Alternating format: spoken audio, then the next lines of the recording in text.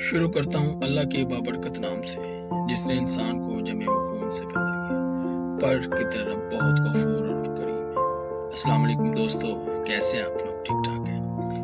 آج ہم آپ کو ایگری کے بارے میں بتائیں گے کہ ایگری میں ARF کی فیسلٹی کا رول کیا ہے اور یہ کہاں کہاں یوز ہوتی ہے، اور جو ہمارے کسان بھائی ہیں ان کو کس بیس پہ اس ARF کی فیسلٹی پرووائڈ کی جاتی ہے۔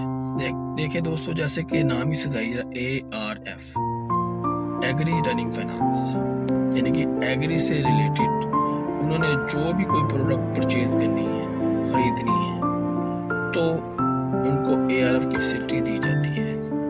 ایگری میں کیا کیا چیزیں آتی ہیں، کون کون کی سی فیسلٹیز آتی ہیں؟ دیکھیں دوستو، ایگری میں ایک بے بہا آپ کہہ لیں کہ وسیع ایک لائن ہے، ایک پروڈکٹ لائن ہے، ایک وسیع ٹھیک ٹھاک آپ کہہ سکتے ہیں ایک سکوپ ہے، پوری ایک برانچ ہے، پوری ایک ٹھیک ٹھاک آپ اسے کہہ سکتے ہیں کہ ملٹیپل پروڈکٹ لائنز ہیں۔ مثال کے طور پہ کیسے ایگری رننگ فائنانس کی فیسلٹی بھی دی جاتی ہے، ٹیوب ویل کی فیسلٹی بھی دی جاتی ہے، اور اس کے علاوہ میڈیسن جو جڑی بوٹیوں والی ہوتی ہے اس پہ بھی ان کو فیسلٹی پرووائڈ کی جاتی ہے۔ فردر اگلی ایپیسوڈ میں ہم آپ کو بتائیں گے کہ کہاں کہاں اور فیسلٹیز اپنے پیارے بھائی کسانوں کو دی جاتی ہے۔ اس وقت ہم بات کر رہے ہیں ایگری رننگ فائنانس۔ دیکھیں، جو کسان بھائی اپنی پاس بک رکھوا کے یا پلیج کروا کے جو ARF کی فیسلٹی اپنے ریلیونٹ آفیسر سے اپروو کرواتے ہیں، ان کو ARF کی فیسلٹی دی جاتی ہے۔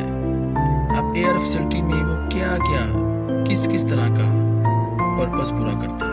مثال کے طور پہ کسان کے پاس پیسے نہیں ہیں، وہ کیا کرتا ہے، وہ بینک پہ آتا ہے، اپنے ایک لیمٹ پوری کرواتا ہے، اپروو کرواتا ہے۔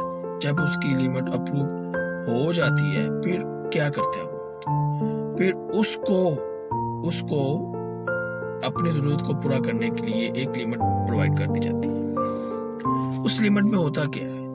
اس لیمٹ میں اس کا پرپس یہ ہوتا ہے کہ کسان کہتا ہے کہ میں نے جناب اعلیٰ اپنی فارمنگ کو یا اپنی زرعی زمین کو اپ گریڈ کرنے کے لیے میرے پاس پیسے نہیں ہیں، بینک مجھے پیسے دے۔ بینک واقعی اس کو پیسے دے دیتا ہے۔ وہ کیا کرتا ہے، وہ اپنی زمین کی فردر اپ گریڈیشن کے لیے وہ یہ کرتا ہے کہ پیسٹی سائیڈ لے لیتا ہے، یوریا لے لیتا ہے، تاکہ اس نے جو زمین پہ فصل لگائی ہے وہ فردر بوسٹ کر سکے۔ اس کے بعد گیون ٹائم کے مطابق اس کو ری پیمنٹ ظاہری بات جمع کروانی پڑتی ہے، یا وہ منتھلی کرواتا ہے، یا وہ کوارٹرلی کرواتا ہے، یا پھر وہ ہاف اینولی کرواتا ہے، یا پھر ایئرلی کرواتا ہے۔ ٹائم کے ساتھ ساتھ وہ اپنی پیمنٹ بھی کرواتا ہے۔ کچھ دن گزرتے ہیں تو وہ کہتا ہے، یار میں نے ایک لیمٹ اویل کر تو نہیں ہے، میں سوچتا ہوں کہ میں دوسری بھی لیمٹ اویل کر لوں۔ دوسری لیمٹ کس بیس پہ اویل ہوتی ہے؟ وہ کہتا ہے، یار میرے پاس ٹیوب ویل کی فیسلٹی نہیں ہے، میرے پاس سولر کی فیسلٹی نہیں ہے، میرے پاس ٹریکٹر نہیں ہے۔ تو برانچ میں جاتا ہے، برانچ والے کہتے ہیں کہ بھائی ہم نے آپ کی DBR نکال لی ہے، لیکن آپ کی DBR جو ہے نا ڈیٹ برڈن ریشیو سے بولتے ہیں، تو ابھی آپ کا کوشچن اویلیبل نہیں ہے، تو آپ سے ریکویسٹ کی جاتی ہے کہ آپ اپنی جو ٹرن اوور ہے، کیش ان کیش آؤٹ، اس کی جو ٹرن اوور ہے یہ ذرا انکریز کریں۔ ٹرن اوور اگر انکریز ہوتی ہے تو اس کے بعد ہم ایک ریشیو لگا کے آپ کو بتائیں گے کیا ہے کہ اس جو کسٹمر ہے، جو فارمر ہے، کیا وہ دوسری لیمٹ اویل کر سکتا ہے، جسے ہم بولتے ہیں ADF ٹریکٹر فیسلٹی سے بولتے ہیں، ADF ٹریکٹر۔ اور یہ بھی 7 سال پہ مہیا ہوتا ہے، کیونکہ یہ بھی ایک انسٹالمنٹس کی چلی جاتی ہے۔ آپ اس کو منتھلی بھی پے کر سکتے ہیں، آپ اس کو ہاف ایئرلی بھی پے کر سکتے ہیں، آپ اس کو اینولی بھی پے کر سکتے ہیں۔ سو آہستہ مین جو پرپز ہے اس کا ARF کا، جتنی بھی اس کی بیسک انیشیلی جو جتنی بھی بیسک ضروریات پوری ہو سکتی ہے، وہ فارمر اپنی انیشیلی فارمنگ سے ریلیٹڈ پیسٹی سائڈ یا جو بھی मेडिसिन वो लेता है, इंपोर्ट करवाता है, जो भी करता है वो अपनी ज़रूरियात पूरी करता है। अच्छा, इसमें सबसे खूबसूरत बात ये है कि इसमें आपने ख्याल करके डॉक्यूमेंटेशन के हवाले से वो ब्रीफ तो हो गया कि इसकी थ्योरी क्या है, पर्पस क्या है। पर्पस में हमने आपको बता दिया कि पर्पस ये होता है, जो रेलिवेंट ऑफिसर होता है डिफरेंट ब्रांचेस का या डिफरेंट बैक ऑफिस का, डिफरेंट बैंक्स का, जैसे यूनाइटेड बैंक लिमिटेड हो गया, एचबीएल बैंक लिमिटेड हो गया, पीओपी हो गया, जितने भी बैंक इस तरह के कमर्शियल जितने भी बैंक हैं वो मॉनिटरिंग करते हैं इस फंड की है कि फंड वाकई यहाँ पे लगता है कि ये भी एक रिक्वायरमेंट होती है कि आपने जो रेलिवेंट ऑफिसर होता है, बंदा होता है, वो देखता है कि आया कि वाकई इसकी जो पेमेंट है, जो मॉनिटरिंग ठीक जा रही है, जिस पर्पस के लिए इसको पैसा दिया गया है कि वाकई हाँ इस पर्पस के लिए ये पैसा इस्तेमाल हो रहा है, तो ये बड़ी बड़ी बेनी से इसको देखा जाता है। दूसरी बात ये है कि आपने इसकी डॉक्यूमेंटेशन कैसे देखनी, डॉक्यूमेंटेशन होती क्या है। देखिए जी, डॉक्यूमेंटेशन में आपने वही तरीकेकार डिफरेंट, जैसे ज़राए तरक्याती बैंक है वो तो उनकी टोटली डॉक्यूमेंटेशन डिफरेंट है। अब यहाँ पे टोटल जो होते हैं सेक्शन 4 होते हैं, सेक्शन 1, सेक्शन 2, सेक्शन 3, सेक्शन 4, जिसे हम डीपी नोट कहते हैं। उसी के ऊपर सारी कंडीशन एक ही पेज पे मेंशन की होती है। इसमें सारा बता दिया जाता है कि आपने ये टेनर है इसका, ये इसमें एक हाइपर बेस फैसिलिटी लगी है, इतना इस पर प्रिंसिपल गया है, इतना इस पे एसएमआर आएगा या इतना इस पे मार्कअप आएगा। मार्कअप एसएमआर ये टोटली डिफरेंट है। देखें टाइमली पेमेंट मार्कअप में अगर 5% ऐड करते हैं तो वो स्टैंडर्ड मार्कअप रेट वो सबसे हाई होता है, वो बढ़ जाता है। और जितनी भी डॉक्यूमेंटेशन है मोस्टली डीपी नोट्स की वो स्टैंडर्ड मार्कअप रेट पे अप्लाई होती है। ये अपनी अपनी प्रैक्टिस है। बाज़ बैंक बिल्कुल इस चीज़ को इतना बॉदर नहीं करते, बाज़ बैंक बिल्कुल इग्नोर कर देते हैं, लेकिन बाज़ बैंक इस चीज़ को इग्नोर नहीं करते क्योंकि वो नहीं चाहते कि हम ये रिस्क अपने के लिए लें, ये रिस्क होता है।